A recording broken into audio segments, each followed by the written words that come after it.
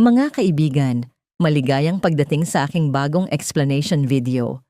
Ngayon ay sisimulan na natin ang talakayan tungkol sa Born to Shine.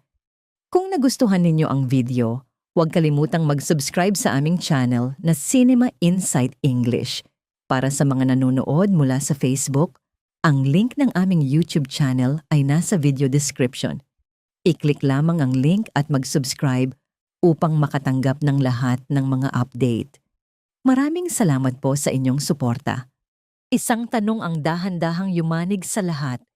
Paano kung ang taong minsang itinuring mong kapatid ang siya palang magiging sanhi ng iyong pinakamalupit na pagkawasak? At paano kung lahat ng kasinungalingan ay mabunyag dahil sa isang lihim na tawag sa telepono na hindi dapat marinig ng iba? Kumikinang si Jenny sa mga mata ng lahat, ngunit si Dara ay nilalamon ng galit at kawalan ng pag-asa. Sa labas, tila kalmado siya, walang pakialam. Ngunit sa likod ng bawat ngiti ay nakatago ang takot. Takot na balang araw ay matuklasan ng lahat ang ginawa niyang paninira kay Jenny. At ang pinakanakakatakot, may isang taong maaring magbunyag ng buong katotohanan. Habang abala ang lahat, sa kani-kanilang buhay, hindi na malaya ni Dara na paparating na ang sandaling mawawala ang kanyang kontrol. Ang kanyang galit at matagal ng inggit kay Jenny ay napakalalim, hanggang sa buhay ng ama ni Jenny ay nadawit na. Ngunit hanggang kailan niya maitago ang lahat? Hanggang kailan siya makakatakas sa sariling konsensya? At kung ikaw ang nasa kanyang lugar, aaminin mo ba ang lahat o hihintayin ang huling sandali? Isang araw, tumunog ang telepono ni Dara. Isang hindi kilalang numero, walang pangalan, walang palatandaan. Ngunit nang sagutin niya, nanlaki ang kanyang mga mata, namutla ang kanyang mukha. Si Karina iyon, ang taong nakakaalam ng lahat ng kanyang lihim, mga lihim na desperado niyang gustong kalimutan. Mabilis siyang lumipat sa isang sulok upang walang makarinig. Bumilis ang tibok ng kanyang puso, bumigat ang kanyang paghinga, at sa katahimikan at takot, dumating ang mga salitang ayaw na ayaw niyang marinig. Ngunit hindi niya napansin na may sumusunod sa kanya. Tahimik, maingat, nakikinig si Amelia. Mula sa likod ng pinto, narinig niya ang bawat salita, bawat pag-amin, bawat lihim, bawat katotohanang matagal nang itinago ni Dara. Dahan-dahang napuno ng pagkagulat ang mukha ni Amelia. Hindi siya makapaniwala na simpleng inggit ay maaaring magdulot ng ganoong pagkawasak. Hindi niya naisip na may mga inosenteng tao palang magdurusa dahil sa galit at panibugho. At sa unang pagkakataon, nakita niya kung gaano kalalim ang pagkalubog ng puso ni Dara sa dilim. Nanginginig sa takot, nakiusap si Dara ng kapatawaran. "Madam, patawarin mo ako?" Ngunit marahil huli na ang lahat. Bago pa niya lubos na maipaliwanag, biglang hinawakan ni Amelia ang kanyang dibdib. Nagdilim ang kanyang paningin, nanghina ang kanyang katawan, at siya'y bumagsak sa sahig. Para kay Dara, tila huminto ang mundo. Napasigaw siya sa takot, tuluyang gumuho. Lalong lumalim ang kwento, isang kasaysayan ng inggit, lihim at pagbagsak na magdadala sa kanila sa mas masakit at mas mapanganib na mga kabanata. Hindi niya alam kung ano ang uunahin. Iligtas si Amelia o harapin ang takot na siya ang pagbibintangan sa lahat. At mula roon, nagsimulang gumuho ang lahat. Nang madala si Amelia sa ospital, lalo pang bumigat ang konsensya ni Dara. Wala siyang kapayapaan. Hindi siya makatulog. Sapagkat alam niya, kung may mangyari kay Amelia, baka hindi na siya kailanman mapatawad. Ngunit hindi pa yon ang wakas. Isa pang pusong dahan-dahang nasasaktan, walang kaalam-alam, sa buong katotohanan, si Megan.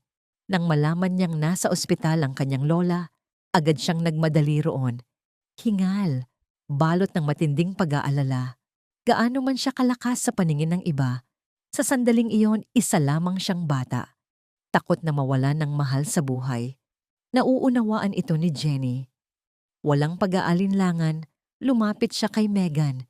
Hindi dahil sa obligasyon, Hindi dahil sa pangangailangan, kundi dahil sa kakaibang puwersang humihila sa kanya palapit. Para bang may di nakikitang ugnayan? Para bang may dahilan kung bakit hindi niya kayang iwan si Megan? Ngunit hindi pa nila alam ang mas malalim na katotohanan sa likod nito, sapagkat sa dugo, sila'y iisa, mga anak ng parehong ama.